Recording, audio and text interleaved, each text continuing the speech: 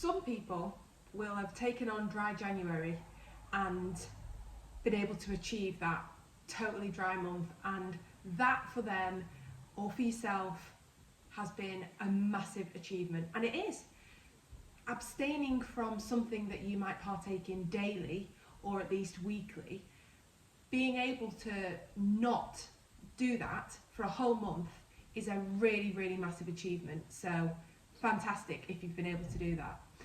Some of you might be coming to the end of dry January and thinking, I quite like this. Like, this is actually better. I'm seeing loads of benefits. I prefer myself this way. But how do I do it for longer than just the month of January? I'm going to say that one of the biggest reasons, and I've just realised I'm holding a school pencil. How teachery is that? Oh my god. Right. One of the main reasons why my sobriety has lasted as long as it has done, and why I'm confident that it will be a lifetime way of existing for me, is because I took the end goal completely away. I've tried to do Stoptober before, I tried to do dry January before, and both times I failed. I think I managed 2 weeks in the October one, and the dry January one, maybe similar. I made it halfway and then caved. And I liken it to kind of, if you've got a goal, if you've got an end goal, whatever it's in, whether it's in a running challenge that you've set for yourself, if it's a particular diet that you're following for a certain amount of weeks before you go on holiday or anything like that, the closer you get to that end, the more desperate you are for it to end. I was trying to explain it to somebody at work the other day, and I compared it to like when you really need a wee. So if you're desperate for the toilet and you've managed to hold on to that wee for like 45 minutes, as soon as your key goes into that door, how bursting are you for a wee? Like, you're literally like, let me in. This is literally no different. So by removing that end goal and taking it an event at a time and telling yourself it's just for that event, and then you do the same thing for the next. I wouldn't say I took it a day at a time, but some of you might do that, because I wasn't drinking every day, but I was drinking at every single drinking occasion. And certainly after like a week of work, Friday night, I would be cracking open the Budweiser and the vodka like no one's business. I would then say at each event, it's just this event, right? It's just this event. And having that mentality that it's just for that, but on every single occasion, has meant, well, longevity has just seen to itself, really. And before I've known it, it's become what I do. It's how I think, it's how I behave. It's those new cognitive pathways that I have now created in those situations where, well, this is what we do now. So I don't even have to think about it.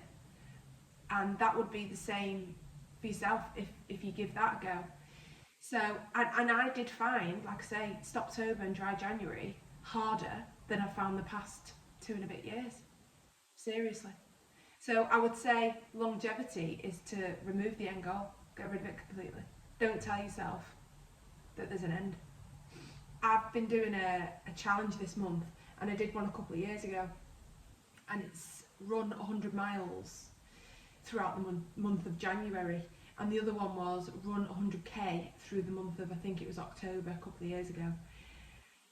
And the first 5k I ever did was in lockdown, when it was run 5k, donate £5, and I'd never ran a kilometre in my life, and it was really, really, really hard, and I emptied my tank, and I think I did it in about, I don't know, something really slow, like 42 minutes or something.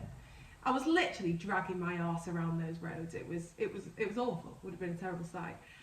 But I got back to my house and I was like, there is no way in hell I will ever be able to do that again, or further than that, because 5k, that was ages. That was as far as I could possibly go. Because in my head, that was the challenge. That was the limit for Michelle, was to run 5k. So 6k, out of question. But then I did, 5 or 6 more of those 5ks, and I thought, this is all right, I'm going to try and do 10. And then I did 10, and I was like, but then by the time I was getting to the end of the 10, so I was at 9k, 8k, 9k, I was on my knees. And I got home, never any way I'll ever be able to do more than 10k, ever, ever, ever. Because in my brain, that was the limit, that was the max, that was all I was able to do. So then I'm struggling by the time I get there. And only the other week, I thought, right, because I can't train every single day because of like childcare and stuff. I thought, oh my God, you're gonna have to do 15k. So 15k, slotted in the head. That's the target. And yeah, I was on my knees by 14. I was on my knees by 12. But then I was just counting down the time to get to 15, and that's very much like drinking. Get rid of that end goal, and you'll see that you can run for miles and miles and miles and miles. And before you know it, it's a lifestyle. So that would be my number one tip for longevity, I would say. And if you haven't partaken in dry January, and you're still, you're curious about it, start whatever the hell you want. I never like to start anything, I never start on a Monday. That's a load of shit. Start any day you want. I think it's probably because I just don't like being told what to do. So I'm like, yeah, you're supposed to start on a Monday, so I'll start on a Wednesday. And yeah, so start whatever you want. Start in February. Don't get put off by the fact that you've missed dry January. Make it dry Feb, dry March, dry April, whatever you want. If you're curious about it, just give it a go, and give it a go whenever. You don't need to tell everyone that you're doing it either. If you just want to keep it to yourself and give it a little go, do it for yourself. I think one of, and I'll do a video on this, the reasons that puts people off, one of them is like that fear of failing. We don't like to fail, do we? We don't like to fail at things that you start off with every intention of succeeding at. Like I won't do anything. If I think I'm not the best in the room at it, I'll sit back, not doing it.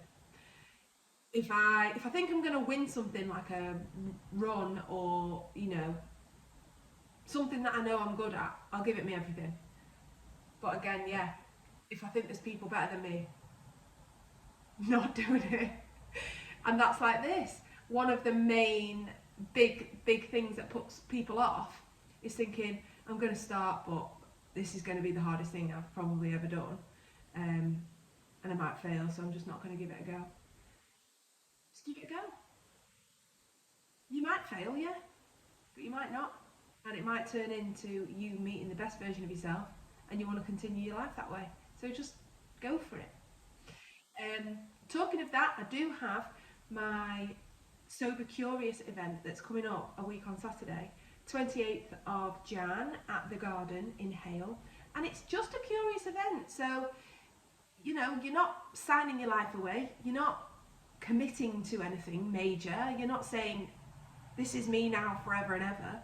It's just come, sit, listen. Don't say anything if you don't want. Come and mingle and meet people. Listen to me talk a little bit.